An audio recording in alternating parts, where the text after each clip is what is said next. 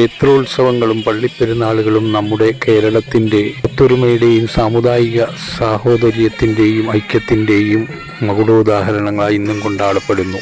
ഞാൻ നിൽക്കുന്നത് ഇവിടെ മധ്യ തിരുവിതാംകൂറിലെ പ്രശസ്തമായ ശ്രീവല്ലഭ ക്ഷേത്രത്തിൻ്റെ നടയിലാണ്.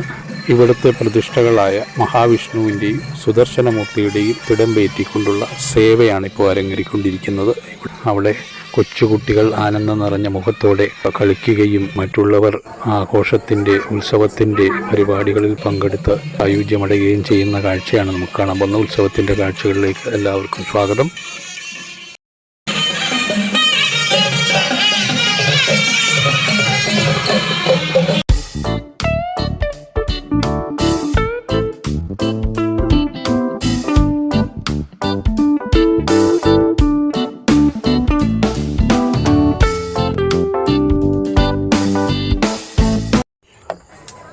മറ്റെല്ലാവരെയും പോലെ ഞങ്ങളും ഇവിടെ കുടുംബമായി എത്തിച്ചേർന്നിട്ടുണ്ട്. ഉത്സവങ്ങളിൽ സാധാരണ എല്ലാ കുടുംബങ്ങളും പല സ്ഥലങ്ങളിൽ നിന്ന് ഒന്നിച്ചുകൂടി ഇവിടെ എത്തുന്ന പതിവുണ്ടല്ലോ. ഒരു ഉത്സവ കാഴ്ചകളിലേക്ക് ശ്രീവല്ലഭ മഹാക്ഷേത്രം പത്തനംതിട്ട ജില്ലയിൽ തിരുവല്ല പട്ടണത്തിലുള്ള പ്രമുഖ ക്ഷേത്രമാണ്. അതായത് BC 59 ആണ്ടിൽ നിർമ്മിച്ചു എന്ന് വിലയിരുത്തപ്പെടുന്ന ഈ ക്ഷേത്രം കേരളത്തിലെ പഴക്കം കൊണ്ടും വിസ്തീർണം കൊണ്ടും വലിയ ആരാധനാലയങ്ങളിൽ ഒന്നാണ്. മഹാവിഷ്ണുവും സുദർശനമൂർത്തിയുമാണ് പ്രധാന പ്രതിഷ്ഠകൾ. മഹാവിഷ്ണു ഇവിടെ ശ്രീവല്ലഭൻ ആദിവിരാട പുരുഷൻ എന്ന പേരിലും അറിയപ്പെടുന്നു. ഈ പേരിൽ നിന്നാണ് തിരുവല്ലഭപുരം രൂപിച്ചാണ് തിരുവല്ല എന്ന പേരുണ്ടായതെന്ന് പറയപ്പെടുന്നു.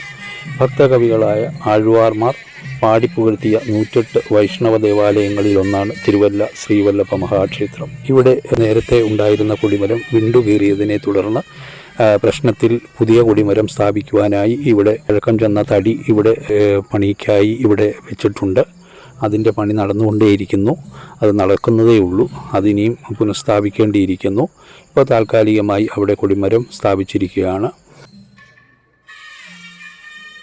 ഇനി ശ്രീവല്ലഭ ക്ഷേത്രം ഇവിടെ സ്ഥാപിച്ചത് ശ്രീദേവി അന്തർജനം ചേരരാജ വീരകേരള ചക്രവർത്തിയാണ് ശ്രീദേവി അന്തർജനം ആണെന്ന് പറയപ്പെടുന്നു. അതായത് പ്രാചീന കാലത്ത് തിരുവല്ല മല്ലികാവനം എന്നറിയപ്പെടുന്ന ഒരു കൊച്ചു ഗ്രാമമായിരുന്നു. മണിമലയാറിൻ്റെ തീരത്തുള്ള അതിമനോഹരമായ ആ ഗ്രാമത്തിൽ ജനങ്ങൾ തികഞ്ഞ ഈശ്വരഭക്തരും ധർമ്മിഷ്ഠരുമായിരുന്നു. അവിടെ അന്ന് 3000-ലധികം ബ്രാഹ്മണ ഗൃഹങ്ങൾ ഉണ്ടായിരുന്നു. അവയിലൊന്നായിരുന്നു ശങ്കരമംഗലത്ത് മന. അക്കാലത്ത് മല്ലികാവനം ഭരിച്ചിരുന്നത് ദുഷ്ടനും ക്രൂരനുമായ തുകലൻ എന്ന അസുരനായിരുന്നു. തികഞ്ഞ ശിവഭക്തനായിരുന്ന തുകലൻ വിഷ്ണു ഭക്തരെ പലതരത്തിലും ഉപദ്രവിച്ചു പോന്നു. ക്ഷേത്രത്തിനടുത്തുള്ള തുകലശ്ശേരി എന്ന സ്ഥലത്തിന് ആ പേര് വരാൻ തന്നെ കാരണം അവിടെ സ്ഥിതി ചെയ്തിരുന്ന തുകലൻ്റെ കൊട്ടാരമായിരുന്നു. അയാളുടെ ക്രൂരതകൾ കാരണം പല ബ്രാഹ്മണരും സ്ഥലം വിട്ടുപോകുക തന്നെ ചെയ്തു. എന്നാൽ ശങ്കരമംഗലത്ത് മനക്കാർ ഇവിടെ തന്നെ തുടർന്നു. ഈ മനയിലെ കാരണവരായിരുന്ന നാരായണൻ ഭട്ടതിരിപ്പാടും പത്നി ശ്രീദേവി അന്തർജനവും തികഞ്ഞ ഈശ്വരഭക്തരായിരുന്നു. മക്കളില്ലാതിരുന്ന ഇരുവരും നാമജപത്തിൽ മുഴുകി സമയം നീക്കി സന്താനഭാഗ്യത്തിനായി ഇരുവരും ഏകാദശി വ്രതം അനുഷ്ഠിച്ചിരുന്നു. ദശമി നാളിൽ ഒരിക്കലുണ്ട് ഏകാദശി നാളിൽ തുളസീ തീർത്ഥം മാത്രം സേവിച്ച് ദ്വാദശി നാളിൽ ബ്രഹ്മചാരികളെ കൂട്ടിയതാണ് ഇരുവരും വ്രതമനുഷ്ഠിച്ചത്. എന്നാൽ കടുത്ത നിഷ്ഠയോടുകൂടി വ്രതമനുഷ്ഠിച്ചിട്ടും അവർക്ക് സന്താനഭാഗ്യമുണ്ടായില്ല. കാലം പോകെ നാരായണൻ ഭട്ടതിരിപ്പാട് ഇഹലോകവാസം വെടിഞ്ഞു. ശ്രീദേവി അന്തർജനം അതോടെ ഒറ്റയ്ക്കായി. അവരെ എല്ലാവരും ചക്രോത്തമ്മ അതായത് ശങ്കരമംഗലത്തമ്മ എന്നത് രൂപിച്ചുണ്ടായതാണ് എന്നാണ് വിളിച്ചിരുന്നത്.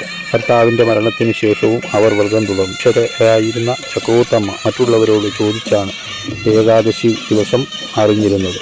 നിഷ്ഠയോടെ തന്നെ അവർ വ്രതമനുഷ്ഠിച്ചു പോന്നു. അങ്ങനെയിരിക്കെ ഒരു ദ്വാദശി നാളിൽ കാലു കഴിച്ചൂട്ടാൻ ബ്രഹ്മചാരികളാരും വന്നില്ല. ചക്രോത്തമ്മ അതീവ ദുഃഖിതയായി. അങ്ങനെയിരിക്കെ പെട്ടെന്ന് അമ്മയെ എന്നൊരു നിലവിളി അവർ കേൾക്കാനിടയായി. നോക്കുമ്പോൾ അതീവ തേജസ്വിയായ ഒരു ബ്രഹ്മചാരി ശ്രീഗൃഹത്ത് നിൽക്കുന്നു. ബ്രഹ്മചാരിയെ കണ്ട ചക്രോത്തമ്മ ഭക്ഷണത്തിനു മുമ്പ് അവനോട് പോയി അടുത്തുള്ള കുളത്തിൽ കുളിച്ചു വരാൻ പറഞ്ഞു. എന്നാൽ ഒഴുക്കുള്ള പുഴയിൽ കുളിക്കാനായിരുന്നു അവൻ്റെ ആവശ്യം. പുഴയിൽ കുളിക്കരുതെന്ന് അമ്മ പറഞ്ഞെങ്കിലും ബ്രഹ്മചാരി കേട്ടില്ല. ബ്രഹ്മചാരിയായി വന്നിരിക്കുന്നത് സാക്ഷാൽ വിഷ്ണു ഭഗവാൻ തന്നെയാണെന്ന് ചക്രോത്തമ്മയ്ക്ക് മനസ്സിലായി.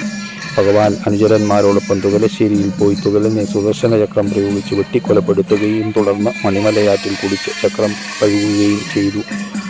ഭഗവാൻ ചക്രം കഴുകിയ കടവ് അന്നു മുതൽ ചക്രശാളന കടവ് എന്നറിയപ്പെടാൻ തുടങ്ങി. അത് ഇന്നും അവിടെ തന്നെ ഉണ്ട്, തിരുവല്ലയ്ക്കടുത്ത്.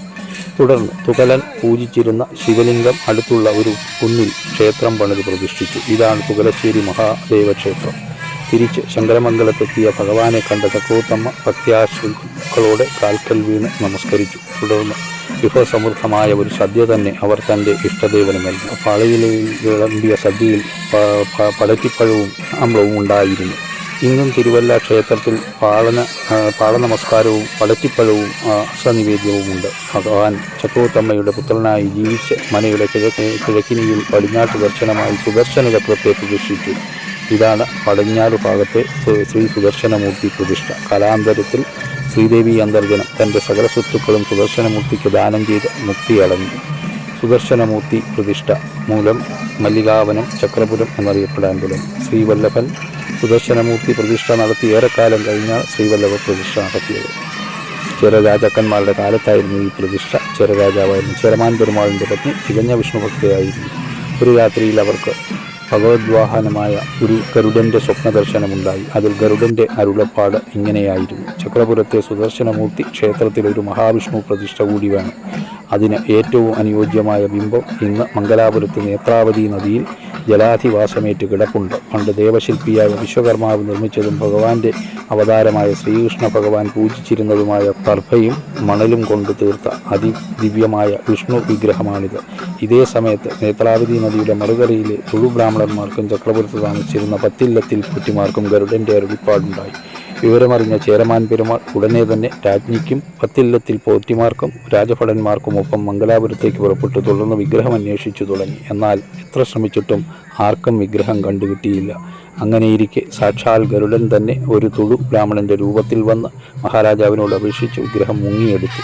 തുടർന്ന് ആ തുളു ബ്രാഹ്മണനോട് നന്ദി പറയാൻ പോലും നിൽക്കാതെ പെരുമാളും സംഘവും കൂടി യാത്ര തിരിച്ചു. എന്നാൽ യാത്രയ്ക്കിടയിൽ ഒരു സ്ഥലത്ത് വെച്ച് തോണി മറിയുകയും വിഗ്രഹം നഷ്ടപ്പെടുകയും ചെയ്തു. അപ്പോൾ അവിടെ കുളിച്ചുകൊണ്ടിരിക്കുകയായിരുന്ന മണ്ണില്ലത്ത് നമ്പൂതിരി എന്ന വൈദിക ശ്രേഷ്ഠൻ വിഗ്രഹം മുങ്ങിയെടുത്ത് പെരുമാൾക്ക് സമ്മാനിച്ചു. തുളു ബ്രാഹ്മണൻ്റെ കോപം മൂലമാണ് ഇതുണ്ടായതെന്ന് മനസ്സിലാക്കിയ ഭക്തർ ഉടനെ തന്നെ മംഗലാപുരത്തേക്ക് തിരിച്ചുപോയി അദ്ദേഹത്തോട് മാപ്പ് പറഞ്ഞ് അദ്ദേഹത്തിന് പൂജാവകാശം നൽകി ചക്രപുരത്തേക്ക് കൂടെ കൂട്ടി. ഈ യാത്രയിൽ കൂടെയുണ്ടായിരുന്ന സ്വദേശികളായ ഭക്തർക്കെല്ലാം പെരുമാൾ ഓരോ അവകാശം നൽകി. തുടർന്ന് വിഗ്രഹഘോഷയാത്ര തിരുവല്ലയിലെത്തിയപ്പോൾ അവിടെയുണ്ടായിരുന്ന ഭഗവാനെ നിറപറയും നിലവിളക്കം നൽകി സ്വീകരിച്ചു. തുടർന്ന് വാദ്യമേളങ്ങളുടെ അകമ്പടിയോടെ വിഗ്രഹം ക്ഷേത്രത്തിലേക്ക് എഴുന്നള്ളിച്ചു. പക്ഷേ വിഗ്രഹം പ്രതിഷ്ഠിക്കാൻ ശ്രമിച്ചപ്പോൾ ചില ദുർനിമിത്തങ്ങളുണ്ടായി. വിഗ്രഹത്തിൻ്റെ നാളം എത്ര ശ്രമിച്ചിട്ടും പീഠനാളത്തിൽ ഉറയ്ക്കാതെ വരുന്നത് ഭക്തരും കർമ്മികളും അന്താളിപ്പോടെ നോക്കി നിന്നു. അതേസമയത്ത് ക്ഷേത്രത്തിലെ മുഖ്യതന്ത്രിക്ക് പെട്ടെന്ന് മൂത്രശങ്കയുണ്ടായി. അദ്ദേഹം ക്ഷേത്ര ശ്രീകോവിലിൻ്റെ വാതിലുകളടച്ച് നേരെ അടുത്തുള്ള പറമ്പിലേക്ക് പോയി മൂത്രമൊഴിക്കുകയും തുടർന്ന് അശുദ്ധി ഒഴിവാക്കാൻ ക്ഷേത്രക്കുളത്തിൽ ഇറങ്ങി കുളിക്കുകയും ചെയ്തു. കുളി കഴിഞ്ഞ് വസ്ത്രം മാറി മറ്റു കർമ്മങ്ങളും കഴിച്ച് പുറപ്പെടാൻ ഒരുങ്ങിയപ്പോൾ പെട്ടെന്ന് ക്ഷേത്രനാലമ്പലത്തിനകത്തു നിന്ന് വാദ്യമേളങ്ങൾ മുഴങ്ങുന്ന ശബ്ദം തന്ത്രി കേൾക്കുകയുണ്ടായി. തിടുക്കമിട്ട് ഓടി ശ്രീലകവാതിൽ തുറന്നു നോക്കുമ്പോൾ അദ്ദേഹം കണ്ടത് കോടി സൂര്യന്മാരുടെ കാന്തിയോടെ തിളങ്ങി നിൽക്കുന്ന ഭഗവത് വിഗ്രഹം ശ്രീലകത്ത് പ്രതിഷ്ഠിക്കപ്പെട്ടിരിക്കുന്നതാണ്. തന്ത്രി ഉടനെ തന്നെ ഭഗവാന് പാളയിലെയും പടറ്റിപ്പഴം നേദിച്ചു. ആ സമയത്ത് ശ്രീലകത്ത് നിന്ന് ഒരു വൃദ്ധബ്രാഹ്മണൻ നാലമ്പലത്തിൽ നിന്ന് പുറത്തിറങ്ങി വടക്കോട്ട് നടന്ന് അപ്രത്യക്ഷനായി. ആ ബ്രാഹ്മണൻ ദുർവാസാവ് മഹർഷിയാണെന്ന് ദിവസവും രാത്രി നടയടച്ച ശേഷം അദ്ദേഹം ഭഗവത് പൂജയ്ക്ക് എത്തുന്നു എന്നും ഭക്തർ വിശ്വസിച്ചു വരുന്നു. ഇതാണ് ശ്രീവല്ലഭ ക്ഷേത്രത്തിൻ്റെ ചരിത്രം. ഓം ശ്രീവല്ലഭായ നമഃ. ഭഗവാന്മാരെ എഴുന്നേറ്റുള്ള സേവ കണ്ടിട്ട് ഞങ്ങൾ തിരിച്ച് വെളിയിലിറങ്ങി. ക്ഷേത്രത്തിൻ്റെ വെളിയിൽ ഉത്സവ കമ്മിറ്റി ഓഫീസിൽ എൻ്റെ ഭാര്യയുടെ അനുജത്തിയുടെ ഭർത്താവ് വേണു ഗോപാൽ, അദ്ദേഹം നിറച്ചിരിയോടെ അവിടെ ഉണ്ട്. അദ്ദേഹം ഇവിടുത്തെ പബ്ലിസിറ്റി കമ്മിറ്റിയുടെ കൺവീനറാണ്. കമ്മിറ്റി ഓഫീസിന് തൊട്ട് വെളിയിൽ ആനയുടെ നെറ്റിപ്പട്ടം പോലെ സുന്ദരമായ അലങ്കാര കലാശില്പങ്ങൾ ഇവിടെ കാണാം. അത് വിൽപ്പനയ്ക്ക് വെച്ചിരിക്കുകയാണ്. നല്ല ഭംഗിയുള്ള കാഴ്ചകൾ. നിങ്ങൾ എവിടെ വന്നാ എന്തുത്സവ? എവിടാ? ഏത് സ്ഥലമാ? തിരുവല്ല. ഏത് ക്ഷേത്രം? ഇത് എൻ്റെ ഭാര്യയുടെ ആങ്ങളയുടെ മകൾ ശിവദ നായർ, ഞാൻ മുമ്പേ പറഞ്ഞ മകൾ ആർദ്ര, എൻ്റെ മകൾ പൂജ, ഭാര്യ ബിന്ദു. ഞങ്ങളെല്ലാവരും കൂടി ഇവിടെ അടുത്ത് തന്നെ നടന്ന് മുന്നോട്ട് നീങ്ങുമ്പോൾ നല്ല ദാഹം. അപ്പോൾ ഉഷ്ണം നന്നായിട്ടുണ്ട്. അതായത് ചൂട് കാലമാണല്ലോ. അപ്പം സോഡാ നാരങ്ങ എവിടെ ചെന്നാലും കുടിക്കുക ഒരു പതിവുണ്ട്. ക്ഷേത്രത്തിൽ നിന്ന് പുറത്ത് വരുമ്പോൾ നല്ല ദാഹം. എല്ലാവരും സോഡാ നാരങ്ങയ്ക്ക് പറഞ്ഞ് ഇങ്ങനെ വെയിറ്റ് ചെയ്യുകയാണ്. ഐസ് വേണ്ടേ? അങ്ങനെയില്ല. ഞങ്ങൾ 2-3 പേർക്ക് ഐസ് വേണ്ട, അപ്പോൾ ബാക്കിയുള്ളവർക്ക് ഐസ് ആയാലും കുഴപ്പമില്ല. എന്തായാലും ദാഹം തീർക്കാൻ സോഡ നാരങ്ങ അത്യുത്തമം.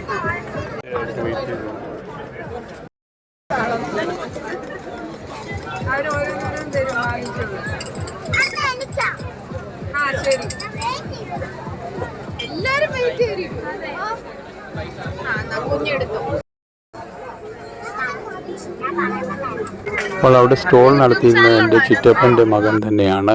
വർഷങ്ങൾക്ക് ശേഷം 24 വർഷങ്ങൾക്ക് ശേഷം കണ്ടുമുട്ടിയ ഒരു സെൽഫിയൊക്കെ എടുത്തു. അപ്പോൾ ഈ വ്ളോഗ് ഇവിടെ അവസാനിപ്പിക്കുകയാണ്. അടുത്ത നല്ലൊരു വ്ളോഗുമായി വരുന്നതുവരെ എല്ലാവർക്കും ഗുഡ് ബൈ.